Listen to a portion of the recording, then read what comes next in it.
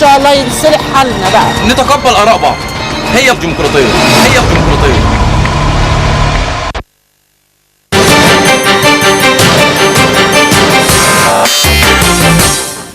Salut à toutes et à tous. Donc ce soir, nous consacrons cette édition au sommet africain qui s'est tenu à partir d'hier, donc des travaux qui se sont déroulés hier et aujourd'hui à Addis Abeba en Éthiopie. Certainement une bonne participation des chefs d'État africains, mais aussi certainement du chef de l'État, le président Abdel Fattah el-Sisi. Je rappelle donc que le président Abdel Fattah el-Sisi a quitté cet après-midi Addis Abeba, au terme des travaux de ce 26e sommet africain tenu, je vous le rappelle, en Éthiopie. Beaucoup de questions, le réchauffement climatique certainement et l'environnement en Afrique, c'était un dossier, les dossiers sécuritaires, mais peut-être d'autres dossiers d'intérêt commun. Nous allons essayer d'aborder tous ces dossiers ce soir avec nos invités. Monsieur Volkhard Ventour, bonsoir. Monsieur Ventour, vous êtes chef de l'association des journalistes étrangers en Égypte, de la presse étrangère en Égypte. Bonsoir. Vous êtes aussi des journalistes étrangers ici en Égypte. Bonsoir, vous êtes le bienvenu. Et Monsieur Talat El-Sheikh, vous êtes directeur général de l'association des écrivains afro-asiatiques en Europe. Bonsoir. Oui, bonsoir. Bienvenue. Je commence avec vous, Monsieur Ventour. Donc, une bonne participation des chefs d'État africains. Aujourd'hui, l'Afrique est au centre des intérêts certainement de l'Égypte. Comment voyez-vous un regard général sur ce sommet et la participation de l'Égypte? Premièrement, l'Égypte est retournée à l'Afrique. Oui. Parce que pendant l'ère du président Moubarak, les relations avec l'Afrique étaient existantes, mais pas tellement fortes comme elles étaient avant. Par exemple, au temps de Gamal Abdel Nasser, les relations égypto-éthiopiennes étaient très fortes, incroyablement. Je crois que maintenant, on peut dire que l'Égypte est pas seulement rentrée comme il faut au sein du monde africain, je crois aussi qu'elle est devenue tout d'un coup, il y a des raisons pour ça, un membre plus fort qu'avant. Et il y a des raisons pour ça. La première raison, et la plus importante, est la politique africaine de l'Égypte, qui est très très concernée avec les problèmes principaux sur lesquels souffrent beaucoup de pays africains.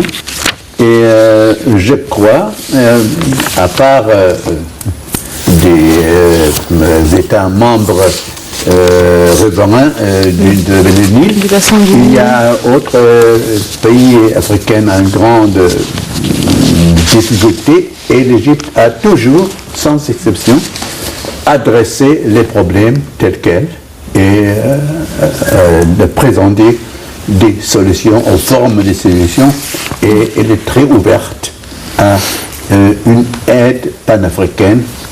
Il y a plusieurs exemples pour ça. Oui, certainement. Nous allons retourner un peu plus en détail au dossier d'intérêt commun, mais aussi, M. Talat El-Sheikh, le chef de l'État a tenu plusieurs rencontres donc avec ses homologues africains, surtout le président nigérian, soudanais, sud-africain, kenyan, ainsi que le vice-président burundais et le premier ministre éthiopien. Encore une fois, comment voyez-vous ces entretiens, surtout des entretiens en tête à tête? Les sommets, c'est toujours une bonne occasion pour des rencontres donc plutôt personnelles. Comment voyez-vous ces rencontres et leur importance aujourd'hui? Oui, je parle d'abord, vous savez, l'Égypte, comme l'a dit mon collègue, qu'il était vraiment, la relation africaine a été négligée durant 30-35 ans pendant la période de Moubarak. Et puis, depuis qu'il est là, notre président Sisi, il a commencé à visiter l'Afrique. Je crois que c'est la 3e visite depuis qu'il est président. Ça, c'est vous savez, l'Égypte, c'est un des plus grands États dans l'Afrique. Et on ne peut pas être absent dans un sommet comme cela. On ne peut pas être absent parce que l'Égypte, c'est un des plus grands États. Et en même temps, qu'on a vraiment... l'ancien régime, il n'a pas compris que l'Afrique était très, très, très important pour l'Égypte. L'Afrique, c'est notre vie. C'est la vie des Égyptiens. C'est nous. Ouais. On sait tous qu'on a une crise. On a subi la crise des barrages de Renaissance. Et la visite du président était très importante dans ce moment-là. Le moment de la sommet, ça tombe très bien parce que vous savez que ce qui se passe dans le secteur, ce qui se passe dans le Moyen-Orient, les choses sont devenues très compliquées à insérer. En Afrique même, au niveau même de l'Afrique, plusieurs pays sont le terrorisme ici et là, et des conflits, donc aussi au niveau de l'Afrique. La Nigérie, le Mali. Ouais, c'est un peu partout. Moi, je crois que le sommet est fait pour la stabilité en Afrique, pour la sécurité en Afrique, pour la lutte, pour faire... je crois que le président a demandé ça dans son discours, qu'il faut avoir uni les positions africaines contre ce qui se passe dans l'Afrique, contre la conflit qu'il y a dans l'Afrique, et faire une seule position pour la lutte contre le terrorisme. Donc, je vous propose tout de suite, vous et mes chers téléspectateurs, suivre avec nous un commentaire sur ce sommet, la participation égyptienne, la participation du chef de l'État à ce sommet à Addis Abeba en Éthiopie. Je vous rappelle que le chef de l'État a participé donc à ce sommet tenu hier et aujourd'hui, les 30 et 31 janvier courant. La participation, je vous le rappelle, du chef de l'État, du président Sisi, intervient dans le cadre de l'intérêt de l'Égypte à réactiver ses rapports avec les différents pays africains et à consolider l'action africaine commune, partant de sa conviction de l'unité du sort, de la nécessité de réaliser la paix et la stabilité dans le continent noir et de relancer le processus économique et social escompté. Je vous laisse avec ce commentaire signé d'Aléa Kalam et on se retrouve juste après.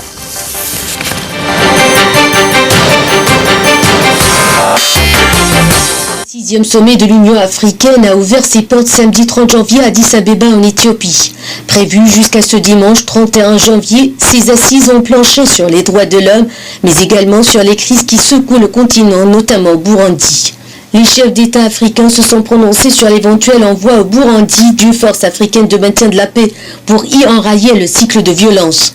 L'option que rejette le chef de l'État burundais Pierre Nkurunziza, qui qualifie cet envoi de force d'invasion et d'occupation et en se réservant le droit d'agir en conséquence en cas de déploiement militaire. L'ambassadeur d'Égypte en Éthiopie a annoncé vendredi que son pays se chargera de gérer le dossier de la formation d'une force militaire dans le nord de l'Afrique. L'agence de presse égyptienne officielle a souligné que le général Mohsen Chedli, l'adjoint au ministre de la Défense, a été chargé de ce dossier. Le diplomate égyptien n'a cependant fourni aucun détail sur la composition de la force militaire ni sur le nombre de ses membres, sur son siège ou son commandement.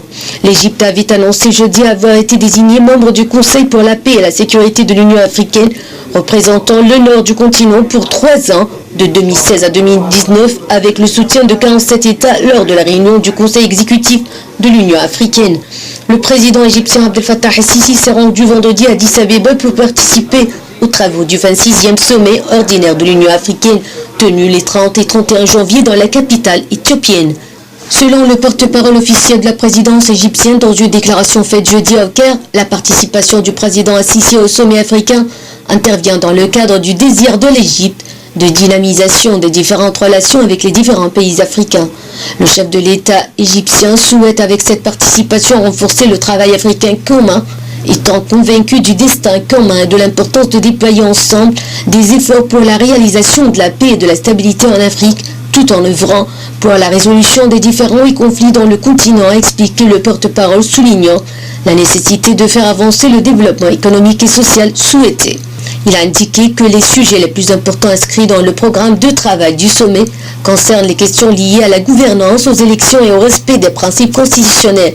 Le financement de l'Union africaine devait être au centre des discussions lors du huis clos des chefs d'État et de gouvernement avant l'ouverture officielle des travaux du sommet qui se penchait aussi sur des sujets relatifs à la paix, à la sécurité du continent et aux voies et moyens de renforcer la coopération régionale sur la lutte contre le terrorisme.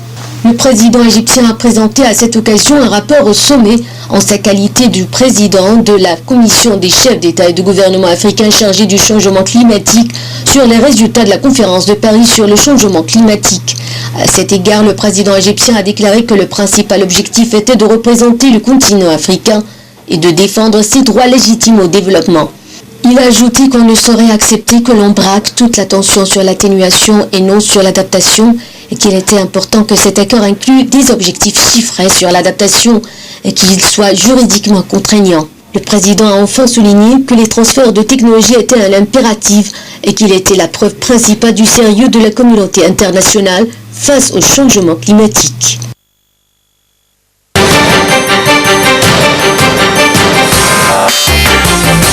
Bon, M. Windfuhr, partons d'une conviction du destin commun et de l'importance de déployer ensemble tous les efforts possibles et nécessaires pour faire avancer le continent, pour relancer le continent noir. L'Égypte a en fait présenté deux initiatives sur l'énergie renouvelable. Donc là, je rappelle que l'initiative la conférence a approuvé en fait ces deux initiatives, se portent sur l'usage de l'énergie renouvelable dans les pays africains et de financer les efforts africains pour envisager les changements climatiques et mettre un terme au réchauffement de la planète. Là, je rappelle que l'Égypte a parlé au nom de l'Afrique lors de la dernière conférence sur le climat tenue en France, à Paris. Ce sommet, certainement. Donc, encore une fois, comment voyez-vous cette approche, ces initiatives? À quel point de telles initiatives peuvent être vraiment relancées et mises en place? C'est une question de vivre ou de mourir pour le futur. Et plusieurs pays africains ont beaucoup en commun avec l'Égypte dans ce secteur-là. Et c'est bien clair, le climat mondial change, et régional, continental. Et l'Égypte a déjà commencé à faire des recherches. On est en train d'établir un institut spécialisé aux recherches en ce qui concerne de combattre les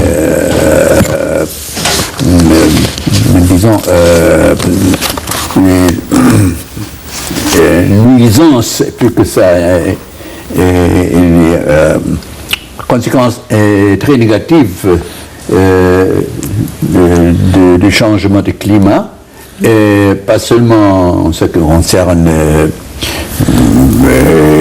l'Égypte seule, non, il y a des pays africains comme la Somalie qui est totalement oubliée, négligée, et il y a des pays dont la sécheresse est tuante, comme le Burkina Faso, et la plus grande partie de la superficie du Mali.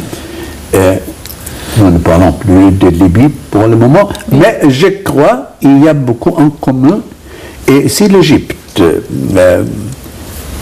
qui avait déjà commencé à se rendre compte des nécessités, des possibilités, il y a 3 mois, il y avait une grande conférence au Caire, avec la participation de quelques importantes compagnies chinoises, allemandes et européennes, consacrées à offrir des solutions, des propositions différentes, comment arriver à des résultats positifs. Je crois que l'Égypte est bien placée dans ce secteur-là, parce qu'il y a déjà des gens qui l'étudient pour arriver à une solution globale africaine je crois, c'est un très bon pas dans la bonne direction africaine. Très bien, une solution africaine globale à l'importance de recourir à l'énergie renouvelable, bien que c'est un droit, bien que c'est possible, ce sont des aspirations, mais aujourd'hui l'Afrique avec si on peut dire des capacités financières assez limitées, comment est-ce que c'est possible pour l'Afrique de réaliser ses aspirations? Des moyens financiers très limités. D'abord, moi, je vois très bien que l'Égypte est présente d'où initiative. Bon, on est un peu tard par rapport au monde entier, parce que le monde est commenté. Oui, bon, c'est très bien que l'Égypte, moi je vois, c'est le retour de la rôle d'Égypte en Afrique. Mais moi je crois que si l'Afrique est unie en une seule position, et ils se mettent d'accord et vraiment ils ont envie de le faire, ils vont le faire. Moi je crois que vous parlez des finances. La finance, moi je crois que s'ils se mettent d'accord tous et commencent à réaliser vraiment, moi je crois qu'ils peuvent le faire en Afrique. Voilà. On parle par exemple, je me permettais, d'un réseau de haute voltage panafricain. Alors, c'est encore un rêve, mais ça se réalise. Bien sûr, ça réalise. C'est une question de financement, mais je crois on va arriver à quelque chose. Il faut d'abord la volonté.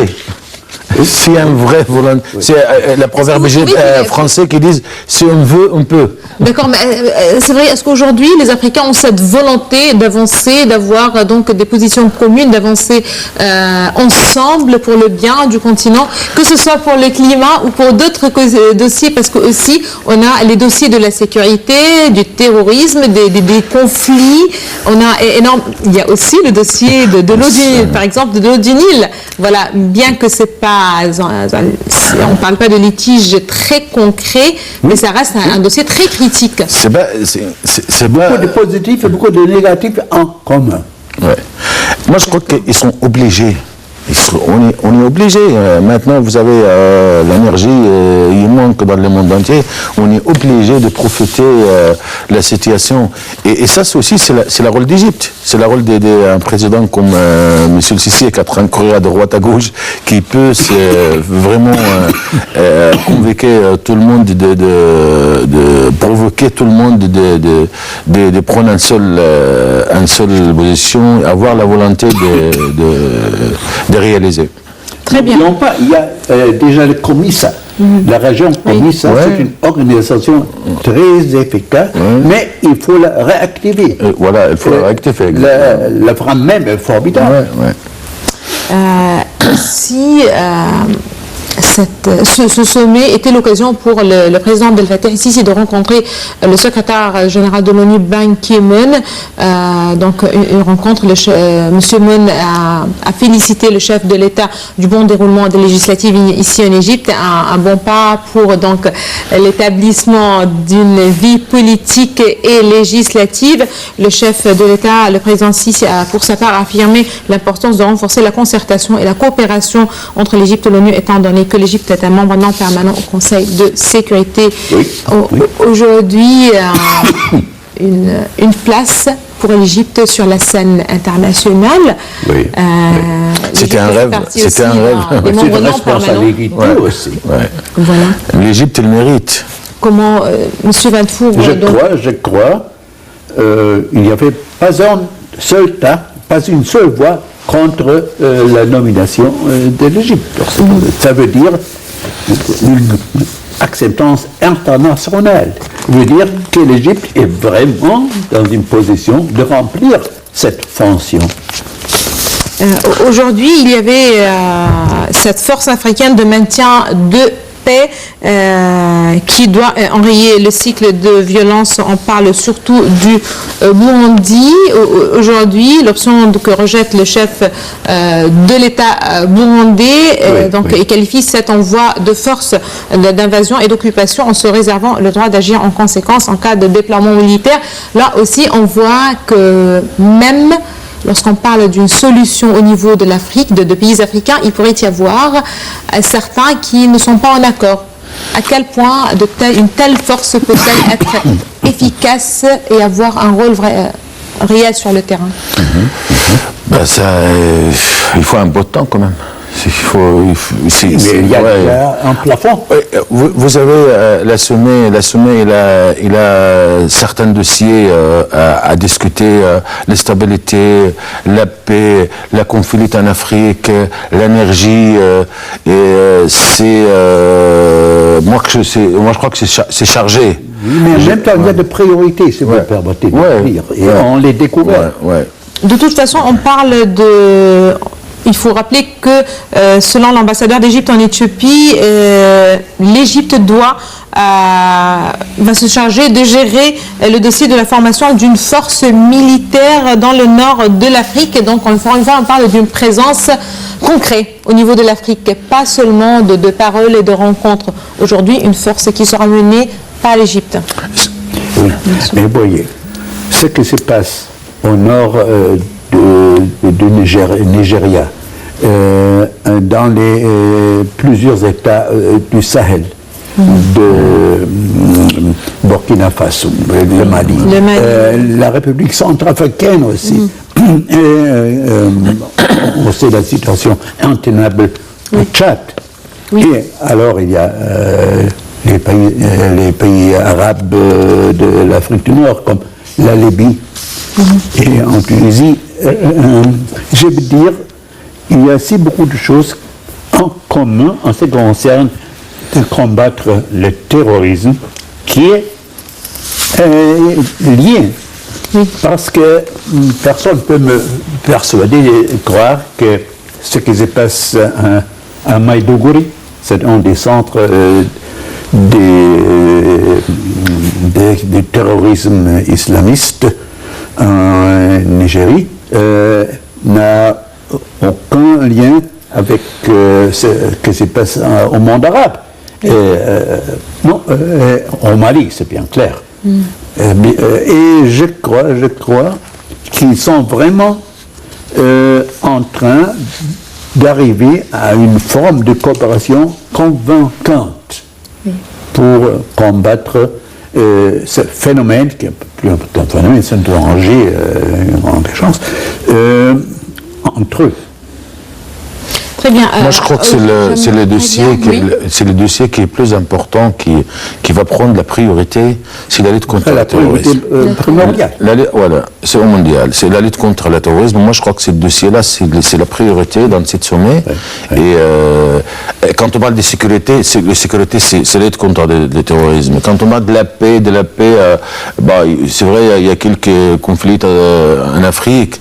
Moi, je crois qu'ils vont filtrer tous les conflits dans les sommets, mais moi je crois que priorité, c'est la sécurité et la lutte contre le terrorisme. Les États concernés ne sont pas aveugles. Oui. Ils comprennent les nécessités. Il faut qu'ils comprennent. Et l'Égypte a beaucoup d'expérience déjà. Ça a commencé dans les années 1980, 90, 12, etc. Et je crois que l'Égypte va jouer un rôle primordial dans ce secteur. Très bien. Aujourd'hui, on peut aussi parler de la Libye, puisque aussi ce sommet, c'était l'occasion aussi de parler de la Libye. À chaque fois que l'on pense approcher d'une solution à la crise libyenne, on se trouve éloigné encore une fois, c'est-à-dire en fin de compte la question libyenne ne cesse de s'aggraver. Aujourd'hui à Addis Abeba, donc lors de ce sommet, l'Union africaine a désigné un groupe de cinq chefs d'État pour aider à la formation d'un gouvernement d'union nationale en Libye et tenter donc de contrer plutôt la progression du groupe terroriste Daesh dans ce pays en proie au chaos. On le connaît tous. L'ONU donc procède aussi quotidiennement à l'encadrement du dialogue interlibyen afin d'aider à l'installation du gouvernement et de réconciliation nationale.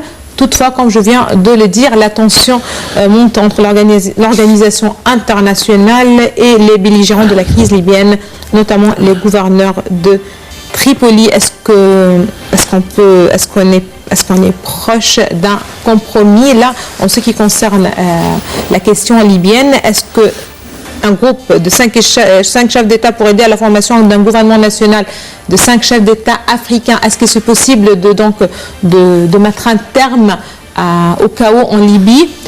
On va répondre à cette question, mais tout de suite, je vous propose ce commentaire signé Dalia Karam sur le dossier. On se retrouve juste après.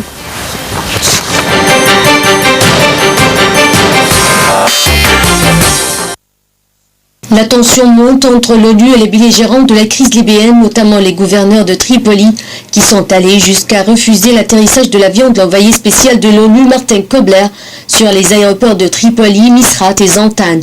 Kobler considère que de tels agissements constituent une entrave au processus de paix en cours en Libye, car l'ONU procède quotidiennement à l'encadrement du dialogue interlibyen afin d'aider à l'installation du gouvernement de réconciliation nationale. La relation de la mission de l'ONU avec Tripoli s'est détériorée depuis l'annonce des poursuites judiciaires engagées par les autorités de Tripoli contre les militaires nominés par le gouvernement de Faiz Chataraj au sein du Haut Comité sécuritaire. Il s'agit des comités sécuritaires provisoires pour protéger le gouvernement. Nous n'avons nullement l'intention d'intervenir militairement en Libye, a insisté Kobler. Toutefois, la composition de ce comité sécuritaire continue à susciter des suspicions à Tobrouk et Tripoli, les Libyens craignant une intervention militaire étrangère. L'un des signaux confirmant la peur des Libyens d'une intervention étrangère, c'est la déclaration de la ministre de la Défense italienne jeudi à l'agence AGI, dans laquelle elle affirme qu'il y a eu tout au long du dernier mois un travail coordonné avec les Américains, les Français et les Britanniques pour réunir de l'information et élaborer des plans contre Daesh en prévention des dangers en provenance de ce groupe. La ministre a ajouté, prenant en considération les résultats de l'intervention de 2011, il y a un accord global sur la nécessité d'une action concertée. Les propos de la ministre italienne convergent avec des échos venant de Washington sur l'intention du Pentagone d'opérer des actions militaires contre Daesh en Libye en cas de nécessité absolue. Le porte-parole du Pentagone, Peter Cook, a indiqué mercredi dernier: nous continuons à surveiller la situation et à évaluer quelles options nous avons devant nous. Nous voulons être préparés comme nous voulons toujours l'être si la menace du groupe Daesh en Libye grandit. Les informations venant de Libye via les services de renseignement occidentaux indiquent qu'il y aurait entre 2000 à 3000 combattants sous la bannière du groupe Daesh, dont près de 1500 à Sirte, alors que les autres sont répartis en groupes de quelques centaines à Derna, Sabrata, Ajdabiya, Tripoli et Kofra. Sur le terrain politique, la situation est au point mort. Le Parlement de Tobrouk s'est certes réuni pour valider l'accord de Skirat, mais il a opposé un rejet au chapitre 8 concernant l'autorité de nomination du commandement général de l'armée. Il a également rejeté la composition du gouvernement de 32 ministres de Sarraj et a accordé à ce dernier une dizaine de jours pour former un gouvernement restreint. Par ailleurs, pour rapprocher les points de vue des belligérants libyens, une commission de réconciliation poursuit ses travaux en ce moment à Tunis. La situation s'est toutefois compliquée avec l'enlèvement des deux députés, Nabiloun de l'Azizia et Mohamed Redia de Misrata, qui se sont déplacés à Tobrouk pour assister à la réunion du Parlement et concrétiser la réconciliation de l'Est et de l'Ouest. On a été libéré alors que Redia reste entre les mains de ses ravisseurs malgré l'intervention du président du Parlement et des hautes chefferies tribales de la région. L'émissaire de l'ONU Kobler s'est dit affecté par de tels agissements qui impactent négativement le processus de paix.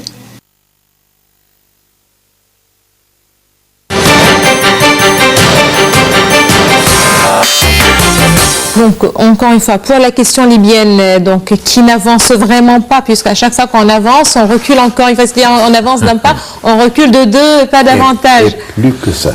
Voilà. Est-ce que ce groupe de chefs d'État africains, est-ce qu'il est capable, est-ce que c'est possible avec ce groupe de trouver une solution, de former vraiment un gouvernement d'union nationale? Je crois de parler d'une façon de pacifier la Libye dans la situation actuelle par un gouvernement où participeront des islamistes farouches avec... de terroristes farouches, pas d'islamistes, n'est-ce pas? Bien sûr. C'est menant à rien. Bien sûr, ce serait une rêve, mais il n'est pas possible d'attendre de résultats positifs si quelques participants dans pas des pareils, un gouvernement ont des positions totalement contraires à une cohésion sociale entre les Libyens entre eux-mêmes. Il ne faut jamais faire de concessions sur les principes essentiels. Sinon, je crois la motivation de ceux qui le savent, et malgré leur connaissance de la situation comme elle est, ils poussent pour un gouvernement national fantôme, sont motivés par autre pensée, peut-être gagner du temps pour faire une bonne figure, mais on ne sert pas le pays comme ça. On peut toujours rêver. Moi, je crois que... Oui. Moi, je crois que... je souhaite. Moi, j'espère qu'ils arriveront, mais moi, je crois que c'est impossible. C'est impossible. Gouvernement avec quelle faction? Mais c'est comme l'Égypte. Ils vont ouvrir la porte aux islamistes égyptiennes, la confrérie musulmane, et des concessions sur l'essentiel. Je vous en prie. Je crois que c'est très... Écoutez, c'est vrai, les plus grands dangereux qu'on les risque, nous les Égyptiens, c'est la frontière libyenne. On a 2000 km de frontières égyptiennes, libyennes. C'est très dangereux pour l'Égypte. Moi, je souhaite que ça se termine en Libye parce que... la Tunisie, ça qui fait. De toute façon, ces frontières sont sous un contrôle de l'armée égyptienne, des forces armées, un bon contrôle. Donc là, merci les dieux qu'on est sauvés. Même si ça reste une menace, en fin de compte, puis n'importe les frontières, c'est... Vous avez raison. Mais il faut dire une chose aussi, c'est nécessaire. Il n'est pas possible de croire que les terroristes, aux islamistes qui sont des terroristes, vont accepter des plans normaux parce qu'ils ont un point de vue très très différent, très étroit. Ils n'acceptent pas qu'eux-mêmes. Je veux dire, démocratiquement, chacun parle de démocratie.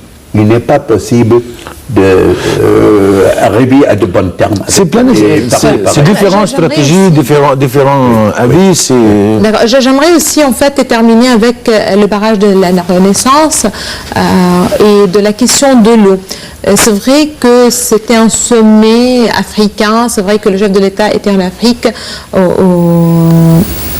Je crois que le président n'a pas vraiment l'occasion de parler de cette question tellement épineuse. Essentiel. Mais il y a aussi les déclarations très récentes du ministre de l'Irrigation et des Ressources hydrauliques, Hossein Mourazi, qui annonçait que l'Égypte, le Soudan et l'Éthiopie avaient reçu des offres techniques de deux groupes français relatives aux études en fait sur l'impact du barrage éthiopien de la Renaissance.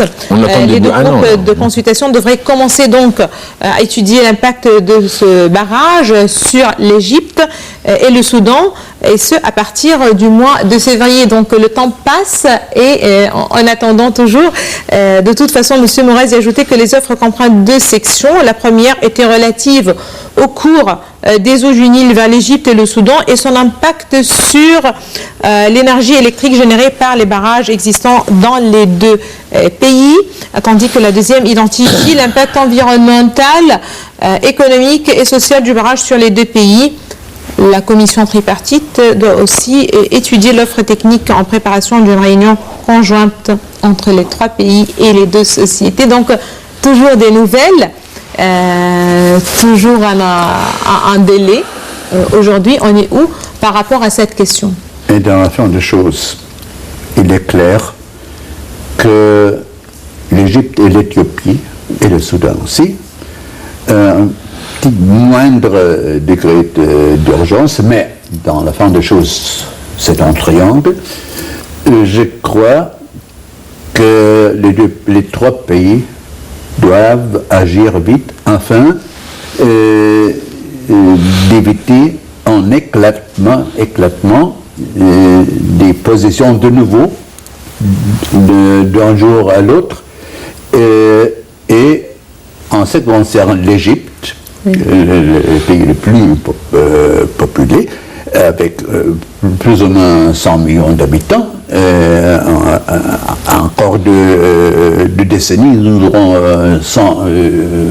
125 millions d'habitants.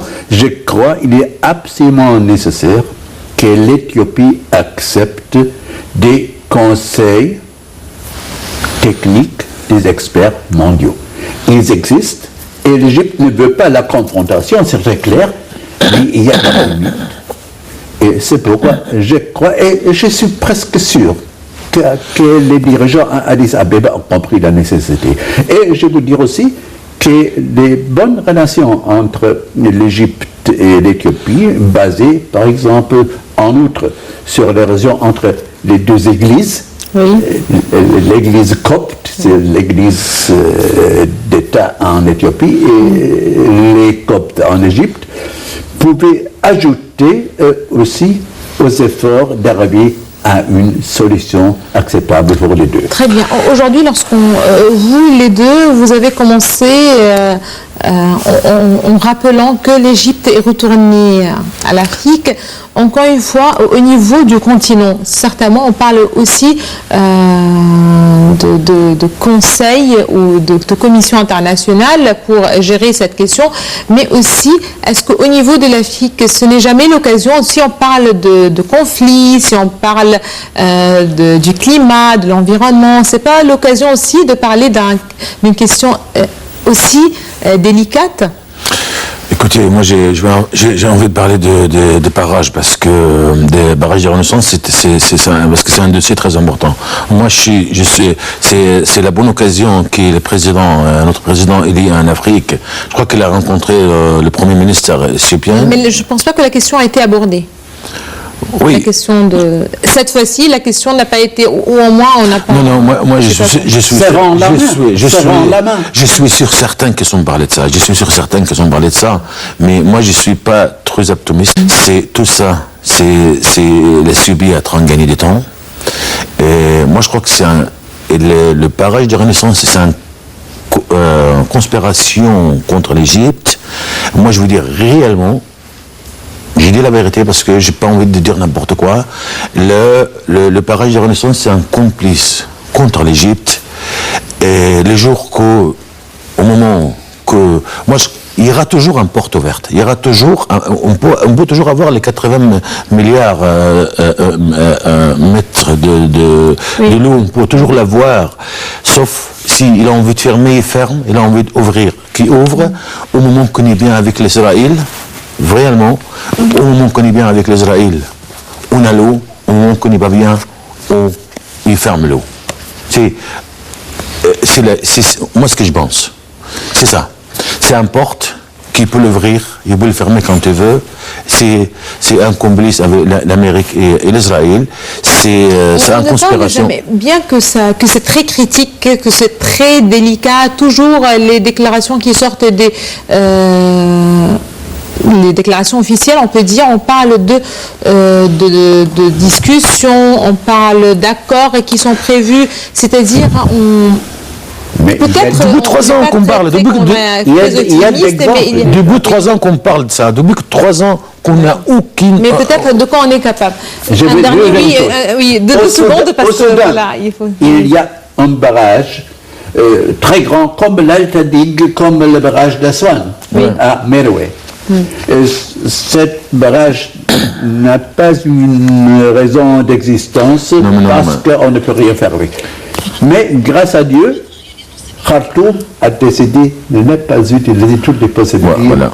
Mais ça veut dire que la même chose va arriver avec la Subi, elle a besoin d'électricité. L'électricité, ils ont besoin de 14 milliards de mètres de l'eau. Mais pourquoi ils ont envie de faire 200 milliards? De tout. Oui, Là, ils sont en train de réserver. Alors, on va peut-être parler en détail de ce dossier prochainement. Le visage, ils vont trouver un chemin. Je vous remercie infiniment, mes chers invités, Monsieur Volker Wendfour. Je rappelle que vous êtes le chef de l'association des journalistes étrangers en Égypte. Merci beaucoup d'avoir été parmi nous ce soir et merci à vous aussi, Monsieur Talat El-Shir. Vous êtes directeur général de l'association des écrivains afro-asiatiques en Europe. Merci beaucoup aussi. C'est moi à qui vous remercie. Merci bien. Merci beaucoup, Merci Madame, bien. Monsieur. Merci de nous avoir suivis ce soir. Excellente soirée à toutes et à tous. Au revoir.